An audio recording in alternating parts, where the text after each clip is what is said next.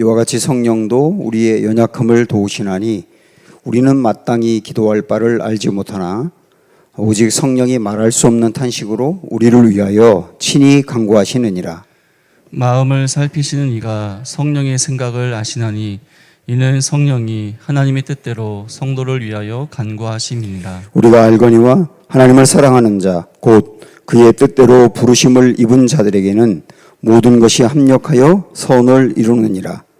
하나님이 미리 아신 자들을 또한 그 아들의 형상을 본받게 하기 위하여 미리 정하셨으니 이는 그로 많은 형제 중에서 맏아들이 되게 하려 하심이니라. 또 미리 정하신 그들을 또한 부르시고 부르신 그들을 또한 의롭다 하시고 의롭다 하신 그들을 또한 영화롭게 하셨느니라. 그런즉 이 일에 대하여 우리가 무슨 말 하리요? 만일 하나님이 우리를 위하시면 누가 우리를 대적하리요? 자기 아들을 아끼지 아니하시고 우리 모든 사람을 위하여 내주시니가 어찌 그 아들과 함께 모든 것을 우리에게 주시지 아니하겠느냐? 누가 능히 하나님께서 택하신 자들을 고발하리요?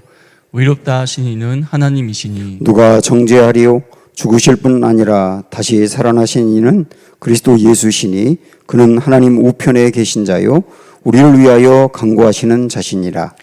누가 우리를 그리스도의 사랑에서 끊으리요? 환난이나 공고나 박해나 기근이나 적신이나 위험이나 칼이라. 기록된 바 우리가 종일 주를 위하여 죽임을 당하게 되며 도살당할 양같이 여김을 받았나이다 함과 같으니라. 그러나 이 모든 일에 우리를 사랑하시는 이로 말미암아 우리가 넉넉히 이기느니라. 내가 확신하노니 사망이나 생명이나 천사들이나 권세자들이나 현재일이나 장래일이나 능력이나 높음이나 기쁨이나 다른 어떤 피조물이라도 우리를 우리 주 그리스도 예수 안에 있는 하나님의 사랑에서 끊을 수 없으리라. 아멘. 자, 오늘 로마서 뒷부분인데요. 8장 뒷부분. 가장 제가 좋아하는 말씀이기도 하면서 정말로 가슴을 떨리게 하는 말씀이기도 합니다. 이 말씀을 잘 전해서 여러분과 함께 정말 이 말씀의 그 깊이와 그 의미, 기쁨 좀 함께 누리고 싶은데요. 자, 우리 일단 오늘 우리가 본 말씀을 전체적으로 구조를 좀 살펴보면 오늘 26절부터 39절까지인데 26절부터 30절까지는 우리를 도우시는 하나님, 우리를 도우시는 하나님인데 어떻게 도우시느냐면 26절, 27절은 우리의 기도를 도우시는 하나님이거든요. 그리고 28절부터 30절은 우리가 어떤 상황에 처하든 선한 길로 인도하시는 하나님. 그렇게 말할 수 있죠. 어떤 상황에 처하든 선한 길로 인도하시는 하나님. 그리고 31절부터 39절까지는 이 하나님의 그 은혜를 아는 사람. 여기서 말하는 이제 하나님의 은혜라고 하는 것은 로마서 8장 전체에서 이야기한 1절부터 이야기한 그 은혜를 아는 사람의 확신 그리고 담대함.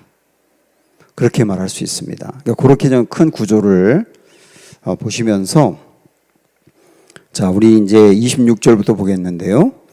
로마서 8장 1절부터 큰 그림만 먼저 이렇게 정리하고 가면 로마서 8장 1절에서는 그리스도 예수 안에 있는 자는 결코 정죄받지 않는다. 절대로 정죄가 없다 하는 확신을 이야기했고요. 또 우리가 죄에 구원받고 난 뒤에도 여전히 넘어질 수 있지만 성령의 힘은 죄의 힘보다 강해서 죄를 이길 수 있도록 우리를 돕는다. 네, 그걸 그 다음에 이어서 봤습니다. 그리고 이 성령의 힘은 죄를 이길 수 있도록 돕는 것만이 아니고 우리가 고난을 당할 수 있는데 고난을 극복하도록 도우신다.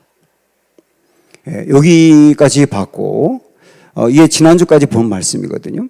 그리고 오늘 말씀은 또 성령님이 우리를 도우시는데 어떻게 도우시는가? 이제 26절부터 봅니다.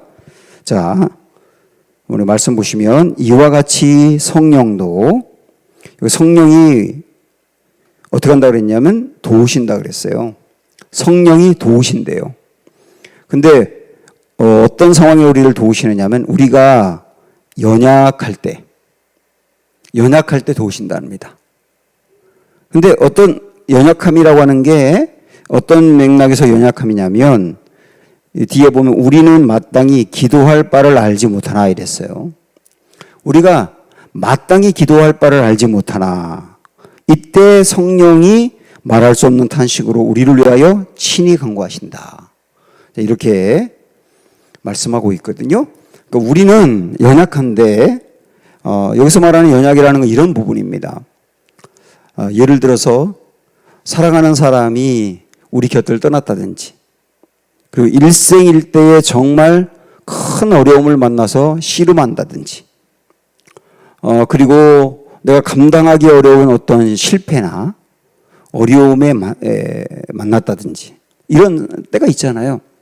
그럴 때가 이제 연약한 때인데 이럴 때는 기도해야 되는 것을 알지만 기도조차 나오지 않는 거죠. 기도조차 나오지 않는 거. 기도해야 되는 건 알아요. 기도하려고 가기도 해요.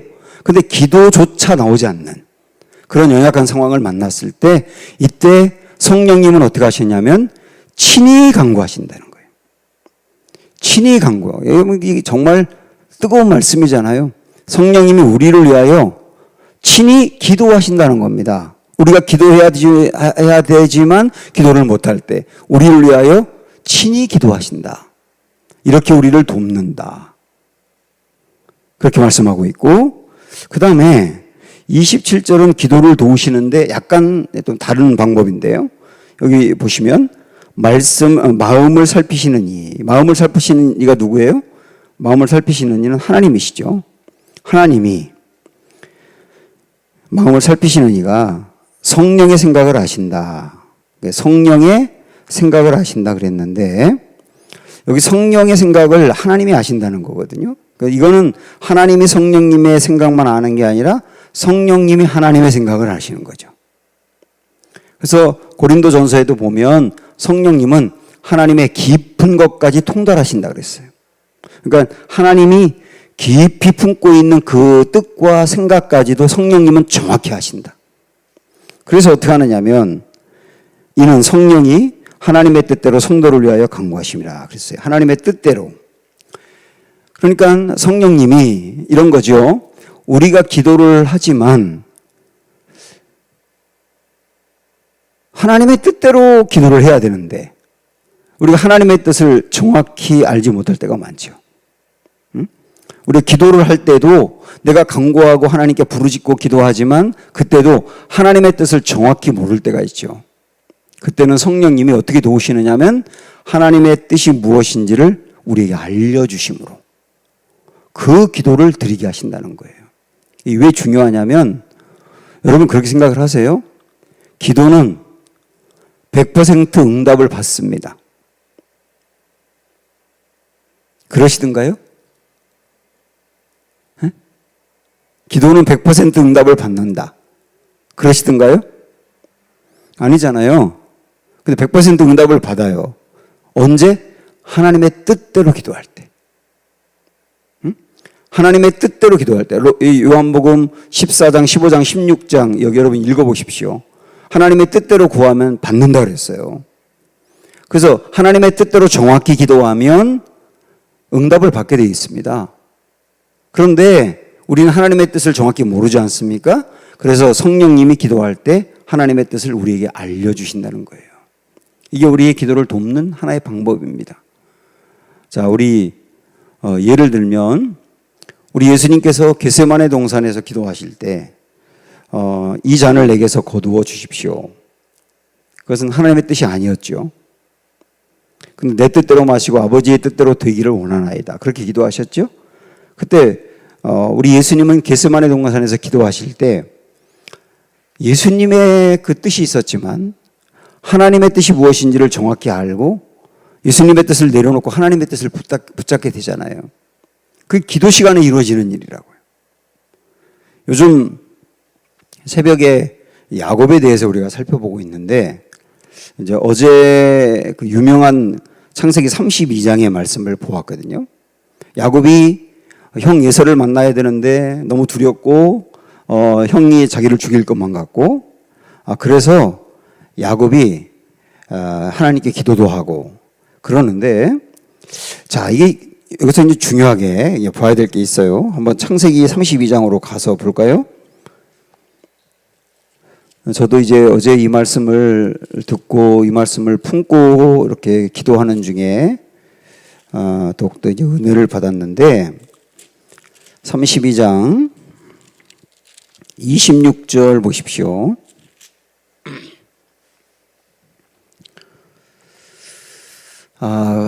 야곱이 이제 하나님과 씨름하면서 이제 강구하는 내용인데 26절에 그가 이르되 날이 새려하니 나로 가게 하라. 야곱이 이르되 당신이 내게 축복하지 아니하면 가게 하지 아니하겠나이다. 야곱은 하나님께 구하는 건 뭐냐면 축복이에요. 여기서 말하는 축복은 구체적으로 뭘까요? 이런 거죠. 하나님, 형 에서의 마음을 움직여 주세요. 형이 나를 미워하고 죽이려고 하는데 너무 두렵습니다. 형 에서의 마음을 좀 움직여서 저를 품게 해주세요. 분명히 그런 기도입니다. 축복해달라고 하는 것은. 그런데 그렇게 야곱이 기도하니까 하나님께서 27절에 그 사람이, 여기서 그 사람은 이제 하나님을 이미 사람의 형상으로 오신 거거든요. 그 사람이 그에게 이르되 내 이름이 무엇이냐 이렇게 물어봅니다. 이게 여러분 이 말씀으로 보면 전혀 이게 연결이 안 되잖아요. 야곱이 하나님께 기도한 거는 하나님 나에게 축복해 주세요. 형 에서의 마음을 움직여 주세요. 뭐 그렇게 기도했는데 하나님이 그 다음에 대답이 뭐냐면 내 이름 뭐냐? 전혀 맥락이 맞지 않잖아요. 여기서 말하는 내 이름이 뭐냐라고 하는 거 하나님이 야곱의 이름을 몰라서 물어봅니까? 야곱의 이름의 뜻이 발 뒤꿈치를 붙들다 그런 뜻이잖아요. 그러니까 이런 얘기입니다. 야곱아, 너 지금까지 어떻게 살아왔냐? 너를 돌아봐 라고 하는 것이죠. 너 지금까지 어떻게 살아왔냐? 내 이름대로 살았지. 형의 발 뒤꿈치를 붙들고 내려왔고 아버지의 발 뒤꿈치를 붙들려고 했고 끌어내리고 네가 올라가려고 했고 너 지금까지 그렇게 살아왔지? 내 이름이 무엇이냐? 그 말은 지금까지 너의 삶을 돌아봐. 이름 똑같이 넌 살았어. 그렇게 하나님이 그를 돌아보게 하시는 거예요. 그러니까 여러분 이거 잘 생각을 해보세요. 야곱은 원한 게 뭐냐면 복을 원했단 말이에요. 근데 하나님이 야곱에게 원하는 것은 변화를 원하는 거예요. 변화를 원하는 거. 왜냐하면 지금까지 야곱이 살아오는 방식, 지금까지 살아오는 방식이 변화가 안 되면 지금 형 에서와 극적으로 화해가 이루어지더라도 또 어려움을 당하게 돼 있어요. 야곱의 인생이 변화가 안 되면. 그래서 진짜 중요한 응답은 야곱의 변화거든요. 축복이 아니고 변화란 말이에요. 그래서 너 자신을 돌아봐. 이렇게 주님이 말씀을 하신 거예요. 이게 기도라고 하는 측면에서 본다면 기도할 때 깨닫게 되는 하나님의 뜻이란 말이에요. 성령님이. 그래서 우리도 이 야곱처럼 어떤 문제가 있을 때 거의 대부분은 축복을 구하는데 이 축복을 구한다는 말은 하나님 그 부분 해결해 주세요. 응답해 주세요. 그 사람 좀 마음 바뀌게 해주세요. 그 상황 변하게 해주세요. 전부 다 이렇게 기도하는데 성령님이 기도할 때 우리에게 깨닫게 하는 건 뭐냐면 내 이름 뭐냐? 너를 돌아봐. 이 어려움이 생긴 문제의 원인이 너에게 있을 수도 있잖아. 네가 변화되어야 될 게 뭔지 생각을 해봐. 그걸 깨닫게 한단 말이죠. 그걸 깨달을 때 내가 변하게 되면 야곱도 그러죠. 야곱이 변하고 나니까 형 에서와 화해가 되는 것처럼 우리가 변하고 나면 그 정말 중요하게 풀리지 않았던 문제가 풀리는 경우가 적지 않습니다. 그러니까 야곱이 원하는 대로 그냥 복을 주는 것보다 야곱이 변화되도록 깨달음을 주는 게 훨씬 더 중요한 응답이란 말이죠. 이게 하나님의 뜻이라는 거예요. 기도할 때 성령님이 이런 일을 하신다. 이런 일을 하신다. 그러니까 우리는 기도할 때 그때그때마다 성령님이 깨닫게 하는 것, 그리고 돌아보게 하는 것, 이런 거 굉장히 중요한 거예요. 이거를 붙들고 기도해라. 그걸 우리가 에베소서 말씀에서 뭐라고 얘기하고 있냐면 성령 안에서 기도한다. 이렇게 말하고 있는 거예요. 성령 안에서 기도한다. 자, 기도 시간에 이런 성령의 도움이 있단 말이죠. 그러고 보면 이 기도가 얼마나 중요하냐면 성부, 성자, 성령, 삼위 하나님이 우리가 기도할 때 역사하세요. 성부 하나님은 우리의 기도를 들으시고 그리고 하나님의 뜻을 성령님에게 알려주시죠. 그리고 성령님은 아버지의 그 뜻을 알고 우리에게 알려주시죠. 그리고 우리를 위해 친히 간구하시죠. 그리고 성자 예수님은 우리가 기도할 때 하나님 보좌 옆에서 우리의 기도를 거두시죠. 그러니까 우리가 기도할 때 성부, 성자, 성령이 역사한다. 그러니까 얼마나 기도가 중요하냐라고 하는 것을 다시 한번 깨닫게 되고 우리가 무엇을 구해야 할지 모를 때에도 기도할 수 있다. 정말 기도의 자리에 앉아서 무엇을 구해야 될지 모를 뿐만 아니라 기도 자체가 나오지 않을 때도 기도의 자리에 있을 수 있다. 왜? 그 자리에서 성령님이 이렇게 도와주시니까. 여기까지가 성령님이 우리를 기도할 때 돕는 하나의 방법이었어요. 자, 그러면 이번엔 28절로 그 유명한 28절로 넘어가서 우리 한번 말씀을 보겠습니다. 다 같이 시작. 우리가 알거니와 하나님을 사랑하는 자, 곧 그의 뜻대로 부르심을 입은 자들에게는 모든 것이 합력하여 선을 이루느니라. 네, 이게 참 놀라운 말씀인데 이 말씀은 우리에게 일어나는 좋은 일뿐 아니라 우리에게 일어나는 나쁜 일까지도 다시 해석할 수 있는 말씀이죠. 자, 우리에게 좋은 일이 일어났다. 그럴 때 좋은 일이 일어나면 그 좋은 일도 하나님이 합력하여 내게 좋은 일을 주셨다고 받아들이니 감사할 수밖에 없고 영광은 하나님께 돌릴 수밖에 없고 나의 어떤 재능이나 능력 때문에 됐다고 나를 높이지 않게 되는 거죠. 좋은 일이 일어났을 때. 반대로 나쁜 일이 일어났을 때, 우리 인생에 나쁜 일이 일어났을 때 그 나쁜 일 때문에 좌절한다거나 절망하는 것이 아니라 어떻게 우리는 생각할 수 있느냐면 이 나쁜 일마저도 하나님이 어떻게 선용하실지를 기대할 수 있는 거예요. 결국은 선용한다는 것은 우리의 영혼에 진정으로 유익이 되게 하신다는 거죠. 나쁜 일까지도 우리의 영혼에 진정으로 유익이 되도록 하나님이 그걸 바꾸어 가신다. 그런 의미입니다.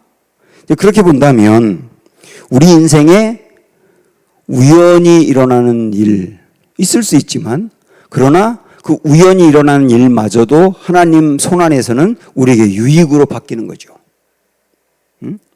유익으로 바뀌는 거죠.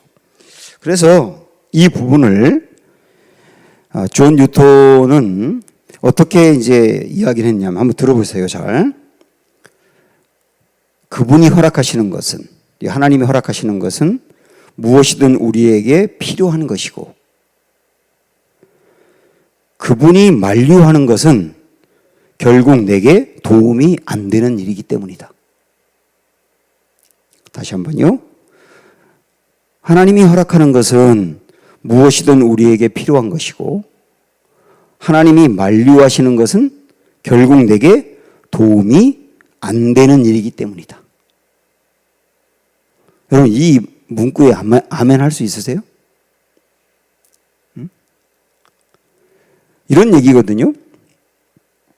우리가 보기에 내가 보기에는 정말 그 일이 좋은 일이에요.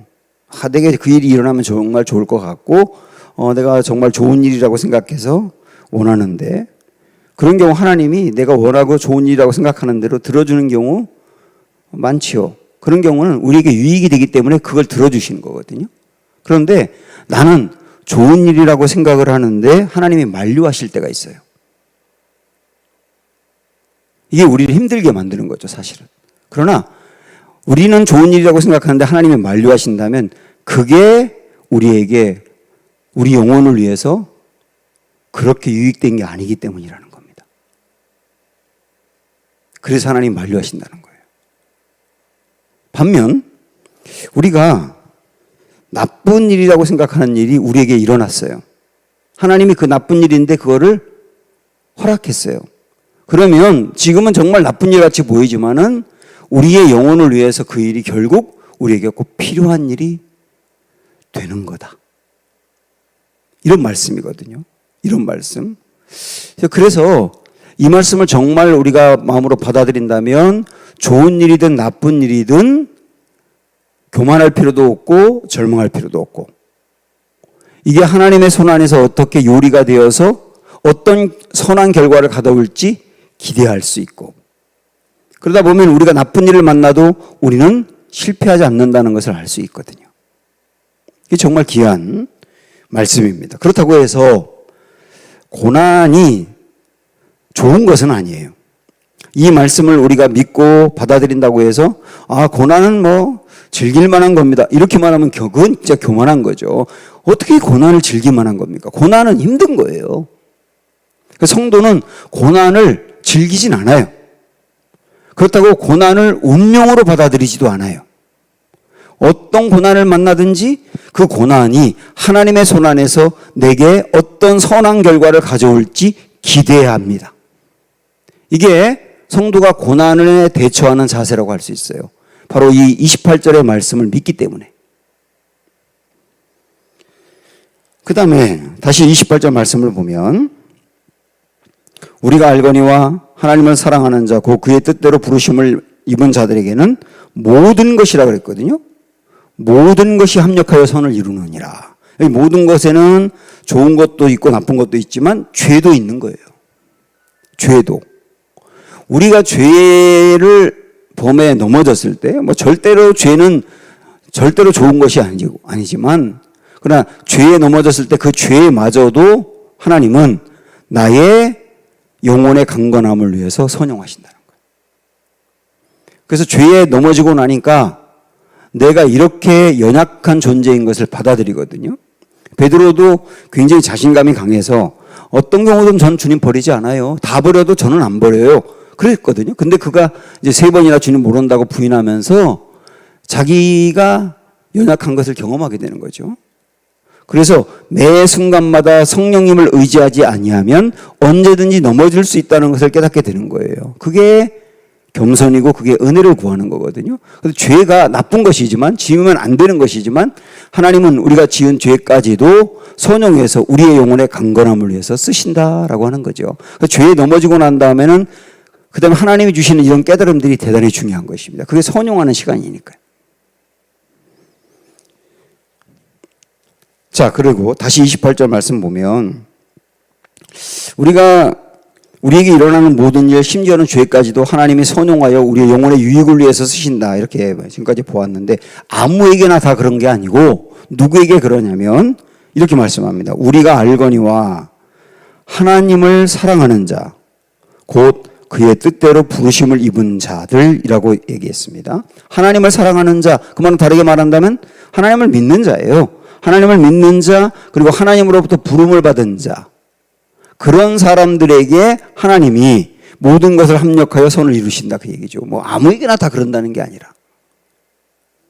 그래서 그러면 내가 하나님을 믿는 자이고 하나님을 사랑하는 자이고 하나님의 부르심을 받은 자인 것을 어떻게 알 수 있느냐? 그럼 어떻게 아세요? 이 말씀을 놓고 보면 이렇게 알 수 있습니다. 내가 하나님을 사랑하는 자이고 하나님의 부르심을 받은 자라고 하는 것은 좋은 일이 일어났을 때도 그 합력하여 하나님의 선을 이루었다고 여기며 정말로 감사하게 되고, 그리고 안 좋은 일이 일어났을 때도 이 일을 하나님이 선용하여 나에게 결국은 좋은 결과로 가져온다는 것을 가지며 좌절하지 않고 기다리는 것. 여러분이 지금 그러고 있다면 내가 하나님을 사랑하는 자이고 하나님의 부르심을 받은 자임을 스스로 알 수 있는 거예요. 하나님이 없는 사람은 좋은 일까지도 잘못하면 그 일이 그를 무너뜨릴 수도 있어요. 왜냐하면 교만하게 되고 자기중심적이 되고 마음이 높아지게 되고, 그래서 좋은 일이 일어난 것이 오히려 그 사람을 무너뜨릴 수도 있단 말이죠. 근데 하나님이 있는 사람은, 하나님의 인도함을 받는 사람은 나쁜 상황까지도 오히려 그걸 통하여 그 사람이 좋은 결과를 가져오게 된다. 왜냐하면 겸손하게 되고 주님을 의지하게 되고. 그러니까요, 이만큼 우리에게 일어나는 모든 일을 하나님 합력하여 선을 이룬다. 이거는 우리가 고백할 수 있고 간증할 수 있고 나눌 수 있는 그런 이야기죠. 이게 하나님 우리를 돕는 또 하나의 방법이에요. 자, 그러면 그 다음에 모든 것을 합력하여 하나님의 선을 이루신다. 이런 말씀을 지금까지 보았는데 29절로 이어서 보면 여기 하나님이 미리 아신 자들을 이렇게 시작했습니다만은 원래는 원어도 그렇고 NIV 성경도 그렇고 제가 가지고 있는 NLT라고 하는 영어 성경도 그렇고 이 29절 시작할 때 왜냐하면이라는 말이 들어가 있거든요. 왜냐하면이 들어가 있어서 28절과 29절이 연결되는 것을 알 수 있어요. 동떨어진 얘기가 아니라 연결이 됩니다. 그래서 모든 것을 합력하여 선을 이루시는 하나님이 어떤 방법으로 또 선을 이루시는지 29절 30절에서 소개하고 있다는 얘기예요. 그렇게 연결된단 말이죠. 그러면 자, 우리 이거 잘 알고 있고 저도 뭐 여러 번 설교한 내용이기 때문에 간단하게만 요약을 해보면요. 그래서 하나님이 어떤 방법으로 합력하여 선을 이루시느냐 하면 우리의 구원과 우리의 구원의 완성을 위하여 합력하여 선을 이루세요. 그리고 또 하나는 두 번째는 합력하여 선을 이루는데 우리의 성화를 위하여 그리스도를 닮아가도록 합력하여 선을 이루세요. 이게 29절 30절입니다. 아시겠죠? 그러니까 합력하여 선을 이루시는 하나님이 첫째 우리의 구원과 우리의 구원의 완성을 위하여, 둘째 우리가 그리스도를 닮아가는 성화를 위하여 도우신다 그 얘기예요. 그러면 우리의 구원과 구원의 완성을 위하여 어떻게 도우시는지 29절 30절 보겠습니다.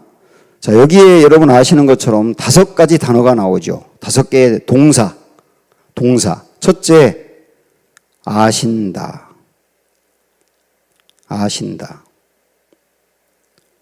둘째, 정하셨다. 셋째, 30절에 보면 부르시다. 넷째, 의롭다. 의롭게 하시다. 이렇게 말할 수 있죠. 5번째, 영화롭게 하시다. 이렇게 말할 수 있어요. 5가지 동사입니다. 아신다, 정하신다, 부르신다, 의롭게 하신다, 영화롭게 하신다. 5가지 동사인데요. 이 5가지 동사를 보면서 2가지를 먼저 전제하고 갈 수 있어요. 하나는 이 5가지 동사의 주어는 항상 하나님입니다. 그러니까 아시는데 누가 아시냐? 하나님이 아신다. 정하셨는데 누가 정하셨느냐? 하나님이 정하셨다. 우리 부르시는데 누가 부르시냐? 하나님이 부르셨다. 우리 의롭게 하시는데 누가 의롭게 하시느냐? 하나님이 의롭게 하신다. 마지막에 우리 영화롭게 하나님이 영화롭게 하신다. 항상 주체는 하나님이시라고요. 그러니까 우리가 이 5가지 과정을 가는 것은 전부 다 하나님이 주도하는 일이다 그 얘기예요. 이게 전제 첫 번째고, 두 번째 전제는 이 5가지는 한 사람 안에서 다 일어나는 겁니다. 다.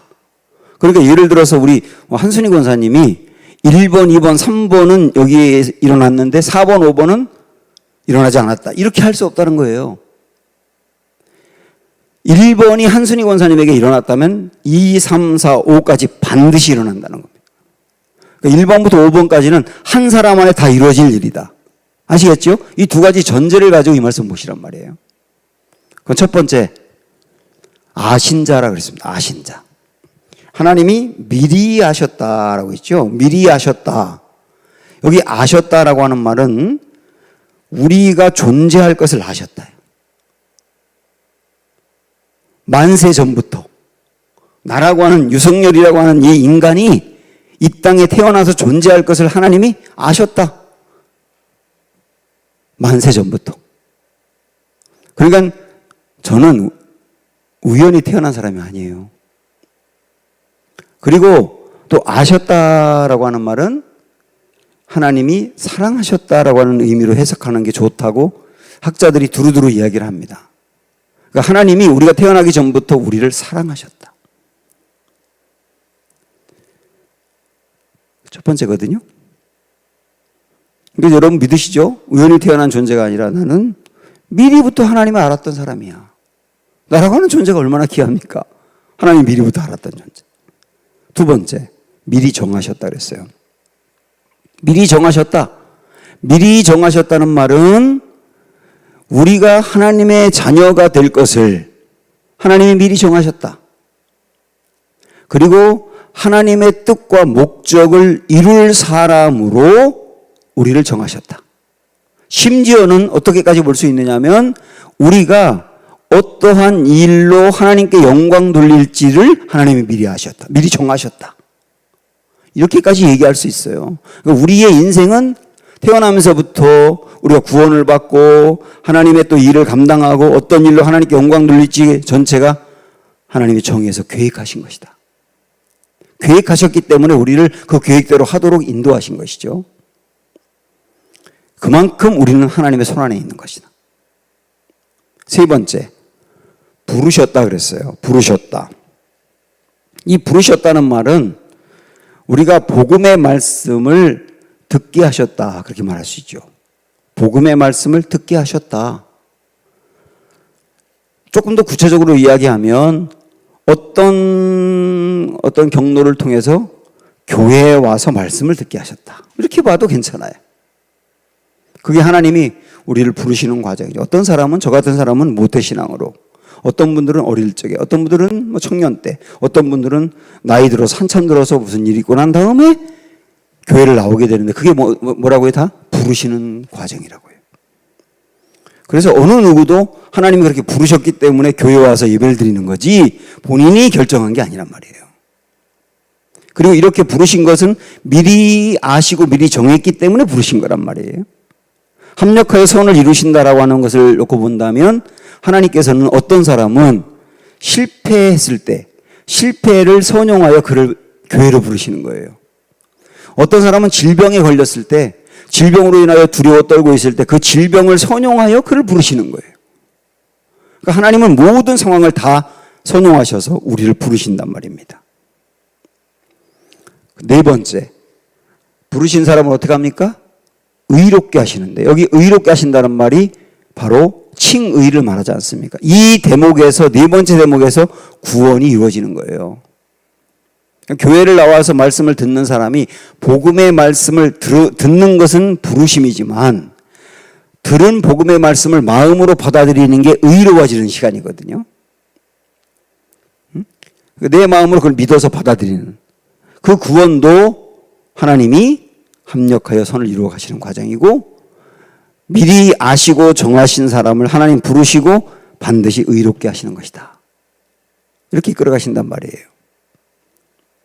마지막에 영화로워진다 그랬죠. 영화로워진다. 이 영화로워진다는 말은 이 땅에서 이루어질 일은 아닙니다.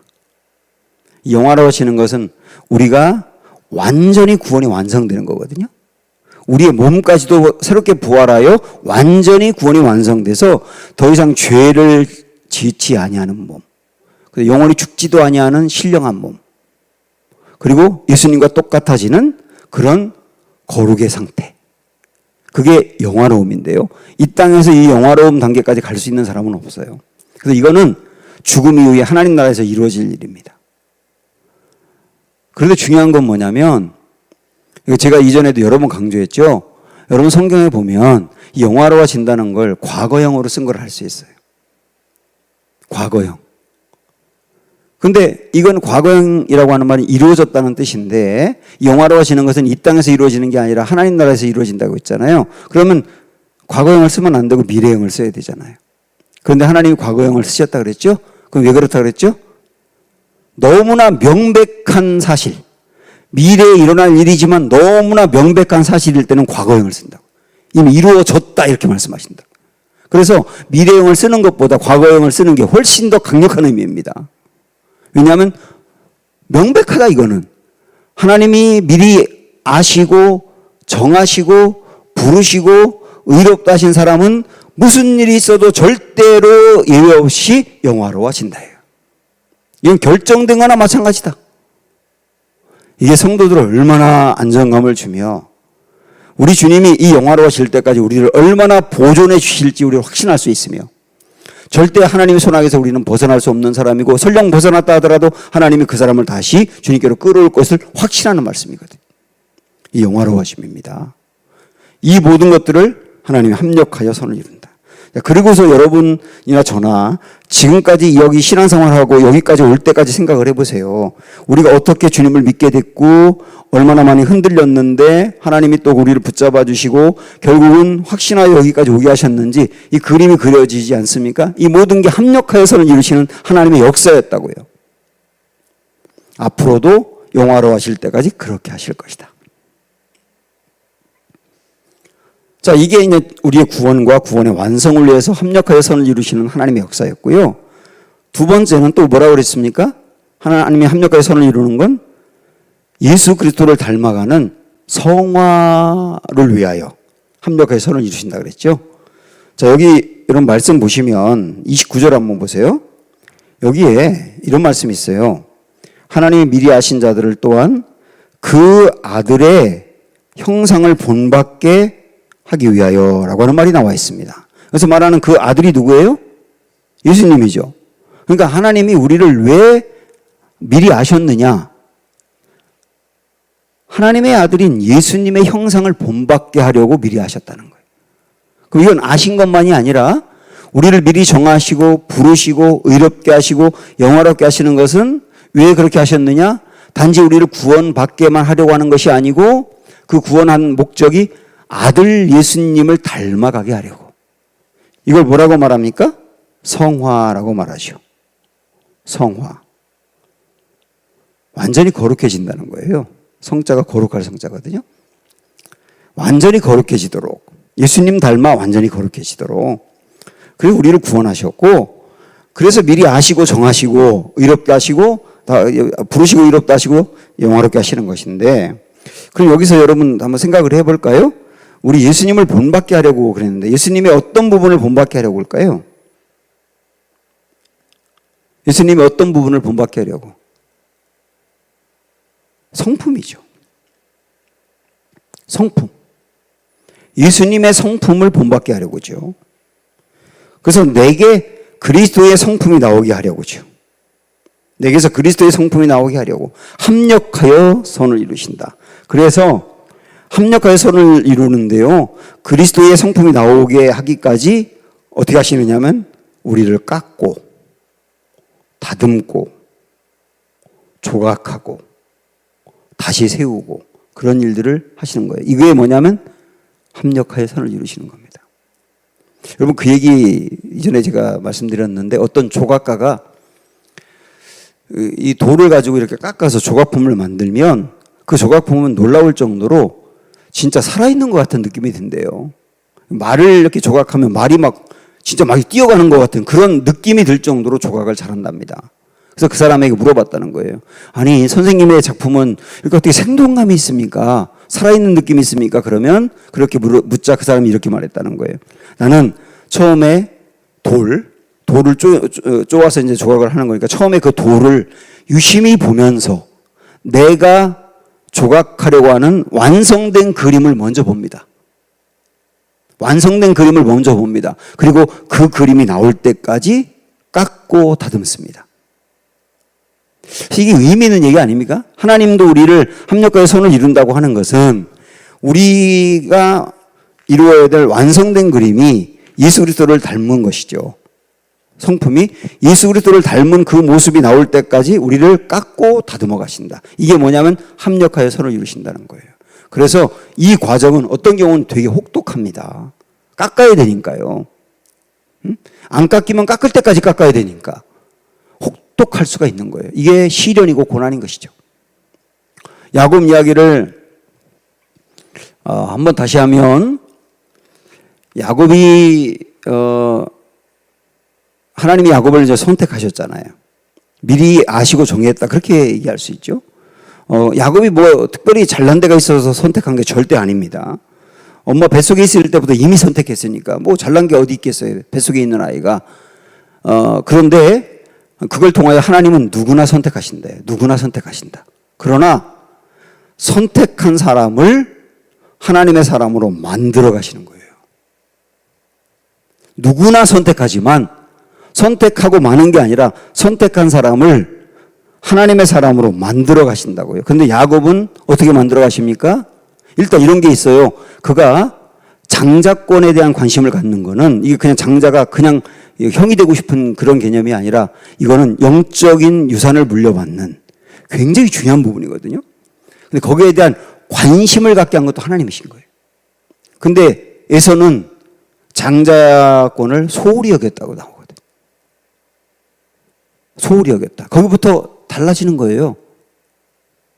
그게 선택한 사람을 만들어가는 하나의 과정이고, 그러나 이 야곱은 굉장히 인간적이고 거칠고 다듬어져야 될 부분들이 많아서 외삼촌 라반에 의해서 20년 동안 다듬어져요. 그러니까 하나님은 우리를 다듬기 위해서 라반이 좀 악한 사람인데 악한 사람도 때로는 쓰시는 거예요.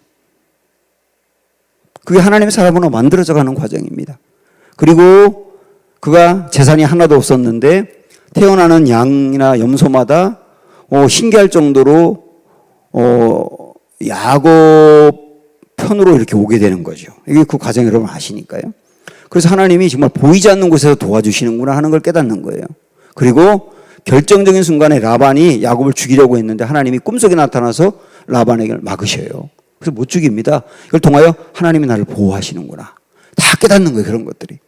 그러니까 이게 야곱을 만들어 가시는 과정이라고요. 그리고 아까도 봤습니다마는 창세기 32장에서 야복강가에서 그를 이 환도뼈가 부러지도록 위골시키면서까지 그를 만들어 가시거든요.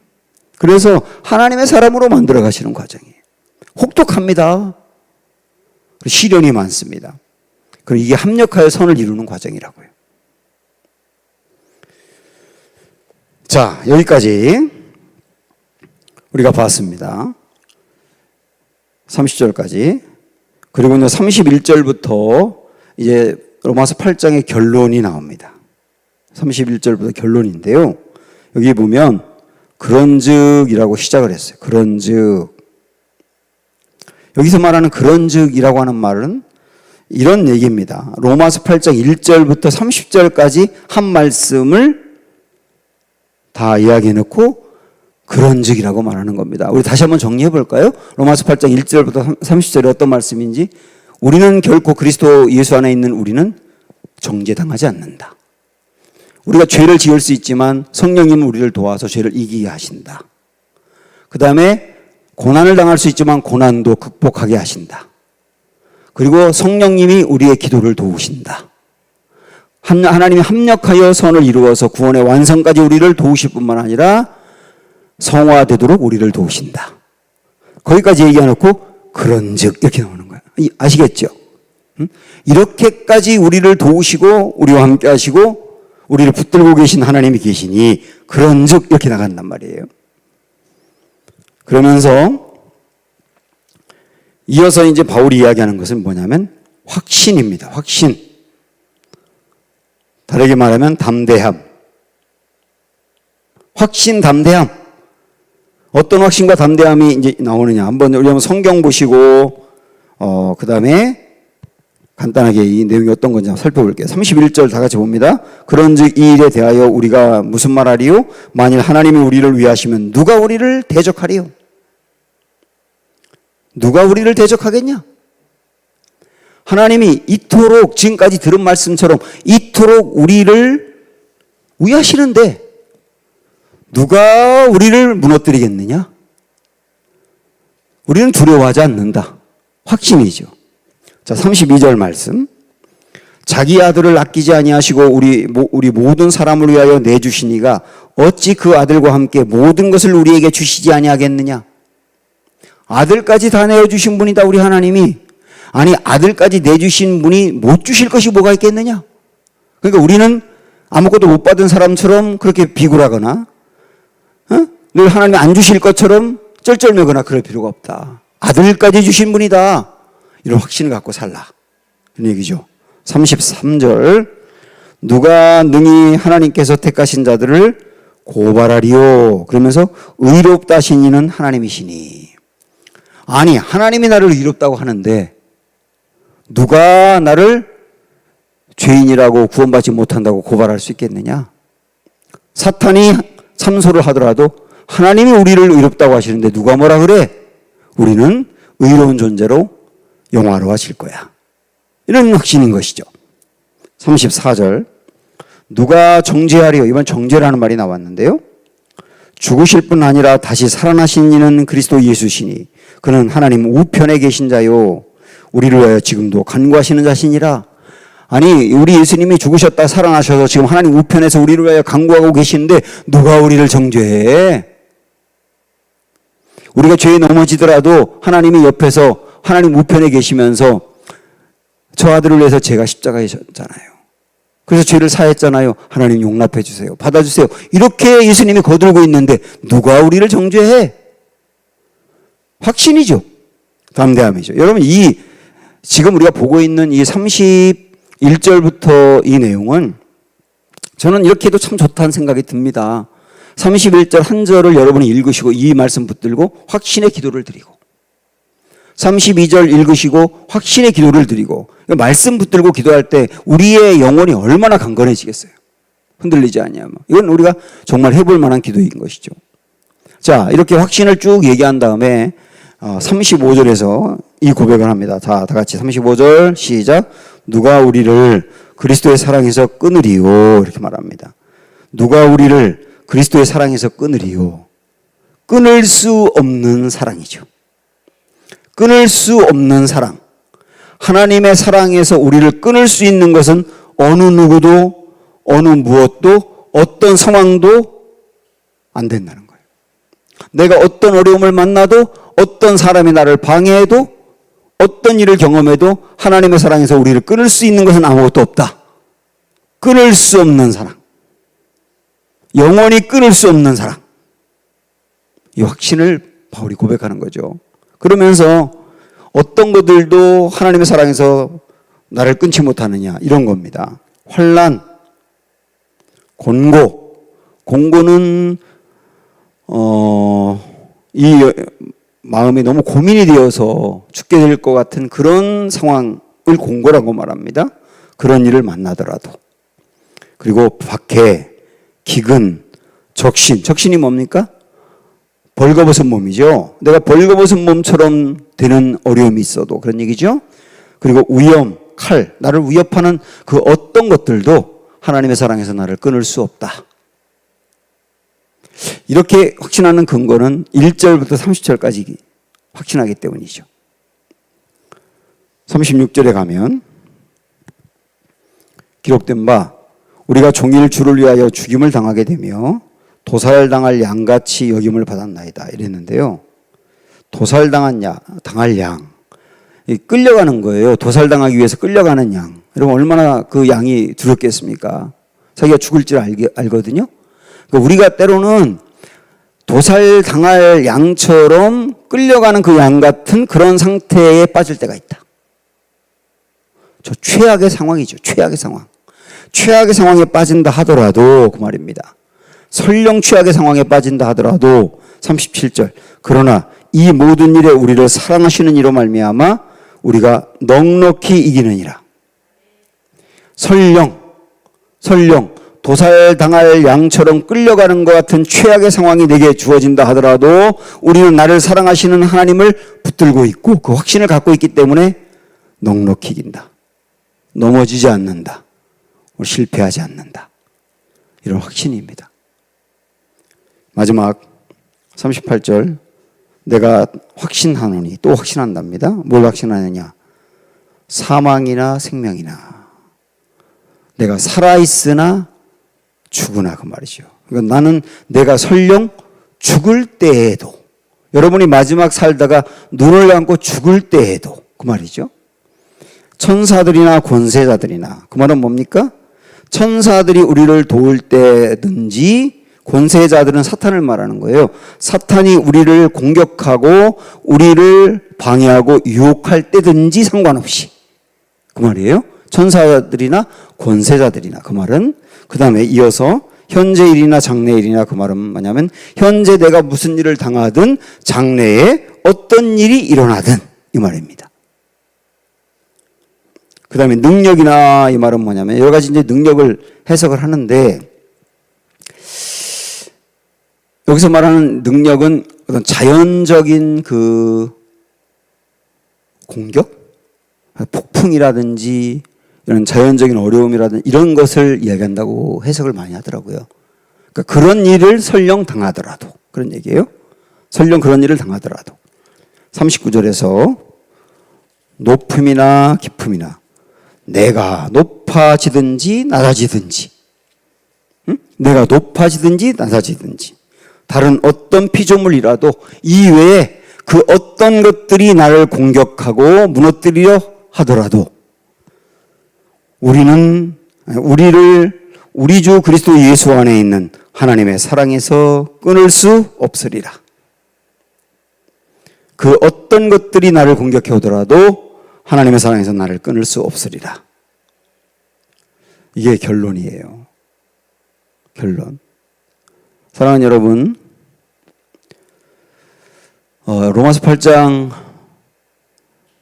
주님이 나를 위해서 해주신 일, 지금 하고 계신 일, 앞으로 하실 일, 이런 것들을 다시 한번 정리하시고 이것을 내 믿음으로 삼으시길 바라고, 그래서 우리도 어떤 일을 만날 수는 있지만 그 일 속에서도 흔들리지 아니하며 넉넉히 이기고 승리하는 하나님의 백성들 되기를 주님의 이름으로 축원합니다.